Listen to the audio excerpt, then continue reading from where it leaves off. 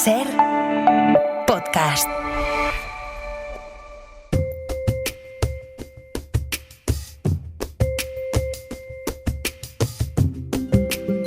Hoy por Hoy Magazine.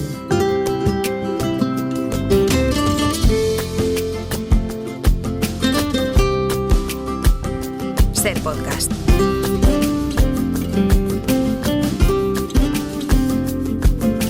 Vamos a abrir así discretamente para que nadie se dé cuenta de que abrimos el Comando Norte, porque ya saben que estamos muy pendientes, siempre muy pendientes de la actualidad, pero hoy hay una noticia que nos ha sobresaltado y que ha ocupado prácticamente todo el abierto, que es la imputación del expresidente del gobierno, José Luis Rodríguez Zapatero. Pueden estar tranquilos que si hay cualquier novedad se la contaremos así, pero mientras tanto, casi de puntillas, abrimos esta puerta del Comando Norte. Nacho Carretero, ¿qué tal? Muy buenos días. Buenos días, la actualidad. La actualidad nos devora siempre. ¿Qué? A Comando Norte. Aitana Castaño, muy buenos días. ¿Qué tal? Buenos días, chicos. Mira, primero de todo, voy a felicitar a Nacho porque me dicen que el Depor tiene al alcance de la mano la vuelta primera. Ángeles, por favor, no me felicites todavía. Ah, vale. Todavía falta una victoria. Faltan 2 partidos, 2 jornadas en segunda y el Depor tiene que ganar 1. El otro lo puede perder. El otro no puede, tiene que ganar 1.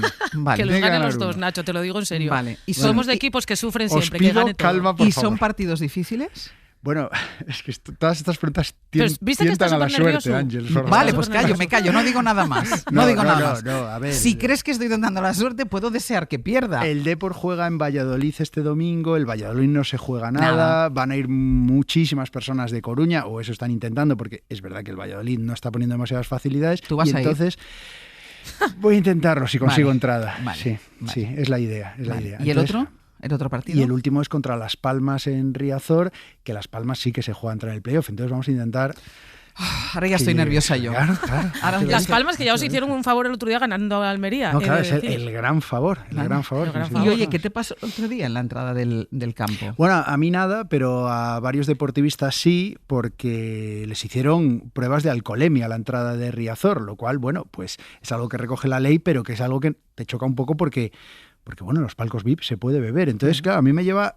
Yo soy un poco crítico con el comportamiento a veces que hay contra los aficionados de fútbol, porque, a ver, estamos de acuerdo en que hay que acabar con la violencia, esto es como un consenso claro, pero claro, lo que no podemos hacer es rapar el pelo a un niño que tiene piojos. Claro. Como el niño tiene piojos, le rapamos el pelo. Y me da la sensación de que es lo que está ocurriendo en el fútbol con los aficionados, que se está pasando un poco por encima de los derechos, que hay un pequeño arbitrio, hay una pequeña laguna en el comportamiento policial con los aficionados del fútbol que parecemos sospechosos habituales. Y yo creo que esto es algo que hay que darle una vuelta y que defenderlo, denunciarlo no te convierte en ultra, ni violento, ni mucho menos, ¿no? Y el ejemplo que me encontré en Riazor me parece bastante gráfico, de chicos aficionados que se quedaron fuera dando 0.0, es decir, tienes que dar más de 0.0, es decir, puedes conducir pero no entrar en el estadio, mientras a 50 metros en los palcos VIP la gente estaba con cervezas, Claro, gin con tonics. vino, con lo que sea. Entonces, me parece que en el fútbol no es una excepción, que no puede haber una ley clasista. O sea, si tú diriges esto a otro segmento de la vida, sería inadmisible. ¿Por qué en el fútbol lo es? Entonces, bueno, de ahí mi crítica y de ahí un poco mi indignación. Creo que habría que abrir este melón y darle una pequeña vuelta al trato que le da en España el gobierno a los aficionados de fútbol. Pues Yo creo que denunciado. ya Nacho y yo, por no hablar de Valladolid y Las Palmas, ya te lo digo yo. Me pongo profundo. No, pero tiene toda la razón No, del sí, mundo. tienes razón. O sea, pero no se puedes... dan muchas cosas de la vida esto. Sí, que hay gente de primera En y los gente palcos, de tal, segunda. claro. Y lo denunciamos, ¿por qué Claro, no lo vamos a claro hacer que en el sí, fútbol? claro ¿no? que sí. Tienes razón. Y luego, tú sabes que nuestra amiga Aitana al final fue a esa cosa del teatro en Madrid a hacer su monólogo. Sí. ¿Cómo se llamaba? Que no me acuerdo. Diario Vivo. Diario Vivo. Y te fue bien, ¿no? A ver, yo creo que sí. La gente quedó, ya sabes, yo voy por ahí, cuento cosas, la gente queda encantada con que tengo un acento grandísimo. Digo, bueno. Y no, bien, muy Vale. interesante, muy entretenido. Recomiendo a todo el mundo que vaya, porque es verdad que es muy guapo. Pues- Más allá de que esté yo o no, ¿eh? Pues la semana... Oye, por cierto, que también quería hablar contigo del tema Sí. del ébola, Que no ¿no? nos Con da la Nacho. agenda, Que no para nos da la gente agenda. Es que he pensado en ti. Bueno, cuando se contó lo del brote, pensé, ostras, Nacho, que había estado allí. Tuve la oportunidad de estar en Sierra Leona cuando fue el anterior anterior brote, si no me equivoco, 2013, yo no me acuerdo 2014, y sí, vuelve a haber un brote y pasa exactamente lo mismo. A veces es un poco desesperante, que es que se identifica cuando ya está extendido. Y además es en la zona del Congo, que es una variante, sin tenerlo confirmado, que tiene una letalidad altísima, un porcentaje de letalidad altísima. Entonces, ojalá reaccionen a tiempo, porque desde luego lo que nos falta es otro brote de este tipo. Bueno, mira, ya es martes y son las 10:15 de la mañana y os dais cuenta que tenemos muchísimas cosas de las que hablar. Tal como está todo es para acostarse. Esta mañana es para acostarse. O sea, para irse a la cama otra vez. Pero no, vamos a hablar de algo que nos gusta mucho porque la semana pasada, cuando vino aquí para participar en Diario Vivo, Aitana nos trajo de comer, siempre nos trae algo de comer, ella siempre mira por nuestra línea, y nos trajo una cosa que se llama Casadielles, ¿no? ¿Lo digo bien?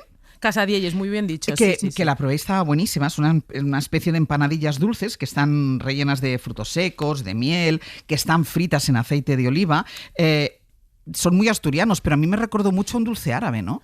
Mira, yo me lo comentó, este mismo detalle me lo comentó Eva, y yo siempre pensamos que igual estamos cambiando la historia de Asturias, porque aquí supuestamente los árabes no vinieron, pero igual las Casadielles son el ejemplo. Sí, mira, por dentro lleven nueces, a veces lleven avellanes, y un postre típico de la época de carnaval. Entonces ya son los últimos del año. Esto era para que vosotros lo pues lo estaba muy delicioso. Y te pregunto por eso, porque los dulces fritos, tipo rosquillas, hay una cosa en Cataluña que se llama orelletas, por ejemplo, que también es así una masa muy finita, frita. Yo creo que son los preferidos de nuestro invitado, por razones sentimentales. Las orejas en Galicia. Pues a lo mejor es lo mismo, ¿no? ¿Es sí, muy finito? Muy finito, que se parte así. Exacto, pues en catalán orelletas, orejitas. Nosotros que somos, en Cataluña somos más finos. Orellas. Exacto. Emilio Lara, desde Radio Jaén, muy buenos días. Muy buenos días, Ángel, encantado. Buñuelos, rosquillas, pestiños, torrijas. Yo entiendo que una persona de Jaén va a preferir siempre un dulce de sartén al croissant francés, por ejemplo. Bueno, los croissants a mí me encantan como desayuno, pero donde se ponga la dulcería de sartén, que se quite cualquier cosa.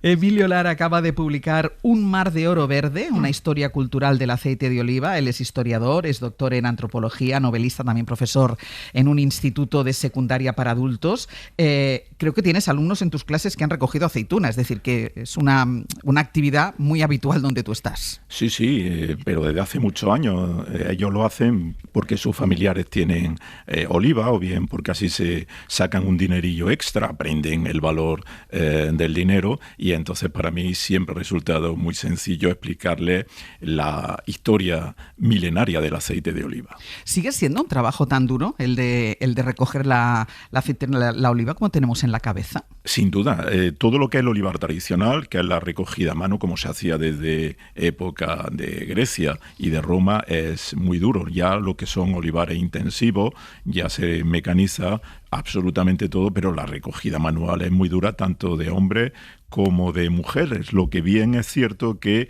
tenemos en el imaginario mucha gente asociada que las mujeres son las que recogen de rodillas con una pañoleta liada en la cabeza la aceituna, pero hoy día ya el 25% de todos los empleos relacionados con el aceite de oliva son ya mujeres que están en puestos técnicos, en puestos de administración, en puestos de conducción, de marketing, y eso le ha dado una vida enorme al aceite de oliva, mucho más de lo que tenía en época antigua.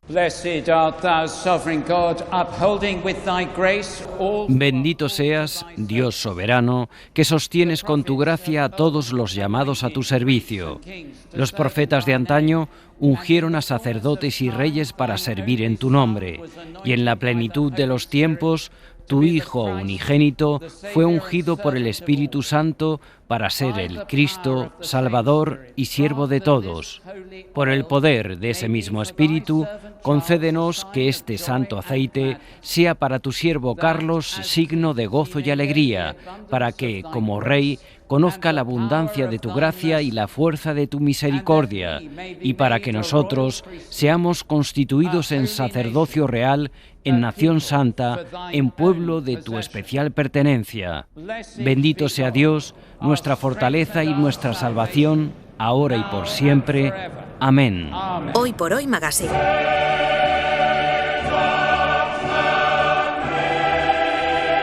Ser podcast. Nadie se imagina que una historia cultural del aceite de oliva, escrita por un profesor de Jaén, vaya a empezar en la Catedral de Westminster en 2023, en la ceremonia de coronación de Carlos III. Pero es que ese aceite sagrado con el que se unge a los reyes desde tiempo inmemorial no es un aceite cualquiera, sino el que usamos en todo el Mediterráneo desde que la humanidad aprendió a comer. Estamos en el Comando Norte, que es la franja menos mediterránea de hoy por hoy. Bueno, yo soy la cuota importante, ¿eh? Sí, bueno. Con Nacho y tengo voto de calidad, con Nacho y con Aitana y con Emilio Lara, que es autor de Un mar de oro verde. Emilio, ¿por qué decidiste empezar el libro sobre el aceite de oliva con la coronación del rey de Inglaterra? Pues mira, Ángeles, podría decirte, porque a mí me gusta la serie de Crown, y entonces el momento de la coronación de Isabel II fue apoteósico con esta música de Te Deum que estás poniendo. Pero es que venía a significar efectivamente ese carácter simbólico que desde antiguo tiene el aceite de oliva, porque los antiguos profetas de Israel ungían con él a los reyes. Y los reyes ingleses llevan al menos 700 años siendo ungidos en el momento más solemne de la ceremonia. Ponen los guardias reales una especie de biombo para que no se vea, y es un aceite de oliva perfumado hecho en Tierra Santa expresamente para la coronación. Es decir, que el carácter simbólico en este sentido del aceite perdura. No olvidemos que Cristo significa el ungido. Pero digo, Emilio, pero esta gente lo utiliza solo para eso. Solamente. Porque luego cocinan con mantequilla. Justo lo que iba a decir. Esta gente cocina con mantequilla. Yo me acuerdo que cuando estuve hace muchos años con mi mujer, la primera vez que fuimos a Londres, hará unos, 13 o 14 años, pues allí en Fornum and Mason yo vi en el escaparate botellas de aceite de oliva de mi tierra, de Jaén. Eso me gustó mucho. Eso sí, cuando fuimos ya, por ejemplo, a conocer los restos del muro de Adriano, comer por ahí ya era otra cosa. Ya no era tanto. Ya no podíamos hacer ni siquiera desayuno de pan con aceite y tomate, Ángeles, que es una cosa muy mediterránea. Maravillosa. No, digo que más allá de la broma, sí que el aceite, más allá de la dieta o de la gastronomía, es algo cultural, es algo que es transversal a la cultura. Y no sé si, Emilio, diría que casi hay una línea que divide Europa en dos entre los que usamos aceite en la dieta y los que no. Y eso va más allá de la comida y de la gastronomía. Efectivamente, bueno, ya decían los romanos que la mantequilla es cosa de bárbaros y el aceite es cosa de la civilización. Bueno, lo dijeron los romanos, no nosotros. Efectivamente. Pero confirmamos también. Para mí el aceite de oliva es el elemento fundacional de la civilización mediterránea milenaria. Y luego yo la veo como un juego de muñecas rusas, de matrioscas, donde dentro caben las civilizaciones del Próximo Oriente, las prehelénicas, por ejemplo, de la Creta minoica, Grecia, Roma, la civilización islámica, sobre todo la andalusí, y luego la España de la Edad Media y de la Edad Moderna, que lleva el aceite al Nuevo Mundo. Y el aceite de oliva es este elemento que nos funda como una civilización mediterránea exitosa, tanto así que perdura hasta el día de hoy.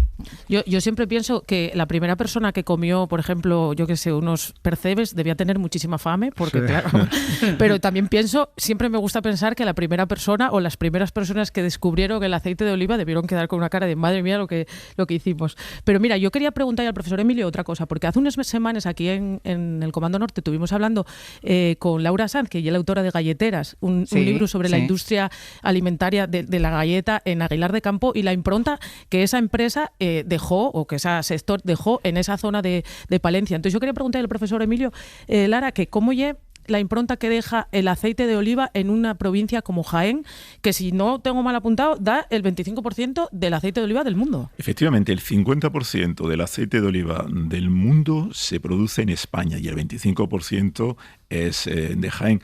Bueno, pues ya en época de Roma, el aceite de oliva, además de ser un elemento más de la romanización, pero al mismo nivel que el derecho, que las legiones romanas, que el latín o que la infraestructura, era el sostén económico de todo el imperio y era un elemento de cultura, de civilización. Entonces es algo que ha seguido muy presente en toda la cultura tradicional y popular del sur de España. Tanto así que el aceite de oliva Pues por ejemplo, cuando yo se lo explico a mis alumnos, ¿no? Cuando nosotros tomamos un trozo de pan con aceite, a mí me retrotrae a mi infancia, que era la merienda que más me gustaba. Sí. También me religa con mis padres, con mi abuelo, pero si nos ponemos algo poético, podemos decir que es como si le diésemos un beso a Afrodita. Y una cosa, antiguamente era considerado un artículo de lujo, porque ahora en la época actual vimos esa especie de dualidad, ¿no? Que se considera por una parte artículo de lujo, pero luego tenemos la garrafa de 4 litros del aceite para cocinar en la cocina. Y luego en el súper le ponen la alarma. La alarma. Antes era artículo de lujo y ahora, ¿qué dirías tú que es? Bueno, en época ya los egipcios consumían mucho aceite de oliva, pero no para la alimentación. Lo importaban, aunque también tenían plantaciones irrigadas, como si fueran oasis, ¿verdad?, de olivos en Egipto. Ellos lo tenían para alumbrar sus templos y para hacer perfumes y cosméticos, lo importaban de Grecia. En época de Roma y de Al-Ándalus, el mejor aceite de oliva no era para el consumo humano, sino era para la perfumería, para la cosmética, para agregarle luego plantas aromáticas o flores y hacer un ungüento y unos perfumes, ¿no? Pero es que el aceite de oliva se utilizaba, pero ya en la época de Mesopotamia, como medicamento. El 90% de los medicamentos de la antigüedad se fabricaban con aceite de oliva. Todos los perfumes y los cosméticos. También era el ungüento para aceitarse el cuerpo antes de hacer deporte. Los griegos y los romanos en las termas, y después de lavarse ellos se daban unas fricciones con aceite de oliva balsámico. Era también se utilizaba como lubricante de las relaciones sexuales. Incluso los andalusíes pensaban que era un elemento que potenciaba el acto sexual, pero afrodisíaco.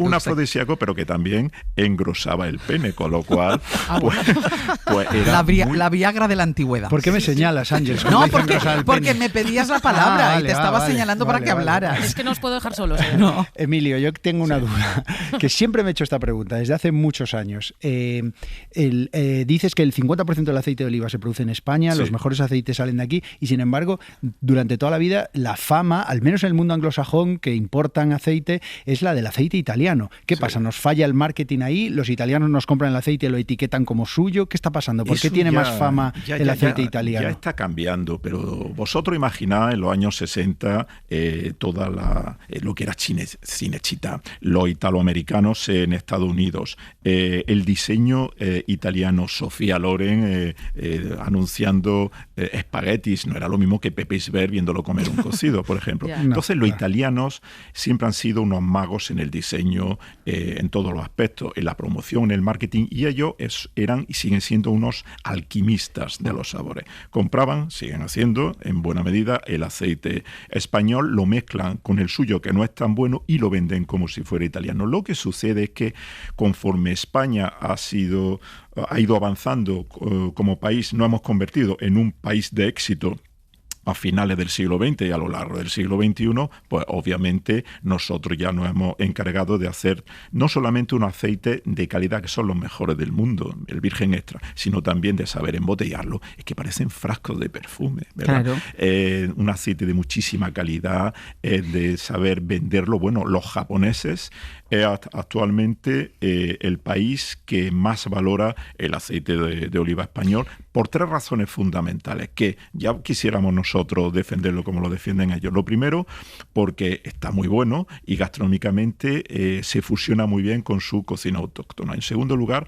porque es lo más saludable que existe en el mundo, es lo más parecido el zumo de aceituna a la fuente de la eterna juventud. Y en tercer lugar, porque si hay un pueblo que valore la cultura milenaria tradicional, son los japoneses. Entonces, digamos, las 3 patas de ese taburete es lo que hace tan exitoso el aceite de oliva español. Cuando yo era pequeña, yo soy, Emilio, del Cuencas Mineras Asturianas, y aquí había economatos. Y en los economatos el aceite de oliva siempre era barato, porque se compraba como a granel o se compraba en grandes cantidades y era más barato. Cuando había huelgas mineras que cerraban los economatos, subía el aceite en todos los supermercados de alrededor del economato. Entonces, y mira, me estaba acordando de que cada vez que suben los precios en España, suben los precios de los alimentos, uno en el que primero nos fijamos los españoles es en el aceite de oliva, y nos quejamos muchísimo muchísimo de eso, porque al final es un producto de mucha calidad que tiene mucho precio, pero que forma parte de nuestro día a día. Claro, pero es que es la sensación, ¿no? Emilio, de que no podemos vivir sin aceite de oliva. O sea, yo no me imagino mi cocina. Imagínate. O sea, no sé qué haría si no tuviera aceite de oliva. Los romanos, el sentido de la romanidad de un romano, pero ya fuese un legionario, un comerciante, un funcionario, una persona del pueblo llano, ya viviese en Britania, en la Galia, en la Germania, en Italia, en Alejandría o en Rumanía, que si no tenía aceite para frotarse el cuerpo y para consumirlo, él no se sentía romano, se sentía como un bárbaro. El aceite está muy metido en nuestra cultura popular, tradicional, es que impregna todo. Mira, antes Ángels me ha encantado cuando has puesto la canción del poema de Miguel Hernández, sí. Andaluces de Jaén, ¿verdad? Sí. Es que forma parte del folclore, del arte, de nuestra gastronomía, de la forma de vida tradicional. Lo que sucede es que, mira, si el vino nosotros lo hemos asociado mucho cuando vemos a los bodegueros, a los vinateros, al lujo, al glamour, al bouquet, a una cosa muy glamurosa, el aceite de oliva hasta hace poco era visto como un producto de subsistencia, sí. De primera necesidad, una cosa de pobretones, algo que había casi que esconder. Una cosa doméstica. Efectivamente, que no se valoraba. Y han tenido que ser, aquí sí es donde llegan los del norte, los vascos, los asturianos, los cántabros, los cocineros de los años 80 que empiezan, sobre todo Arzac empezó, a fijarse en la cocina francesa y lo que hacen es, digamos, la traen a la cocina española, pero la mantequilla la sustituyen por el aceite de oliva.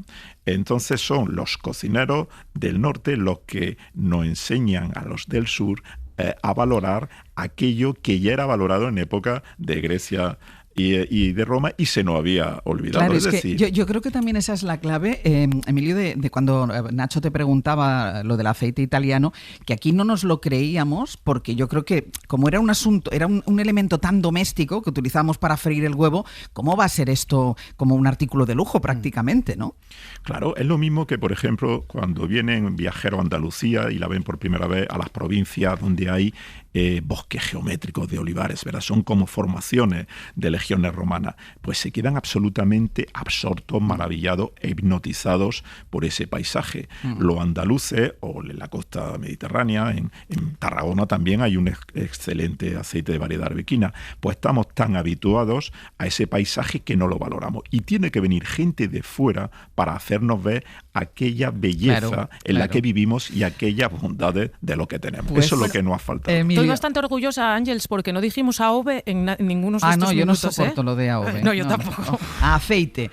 Emilio Lara, un mar de oro verde, historia cultural del aceite de oliva. Ha sido un placer. Charla postergada la semana pasada, aplazada, pero por fin hoy la hemos podido realizar. Por fin hoy la hemos tenido. Muchísimas gracias. Muchas gracias. Un beso, Nacho, Aitana, hasta la semana que viene. Adiós. Venga, chao. Para no perderte ningún episodio, síguenos en la aplicación o la web de la SER, Podium Podcast o tu plataforma de audio favorita.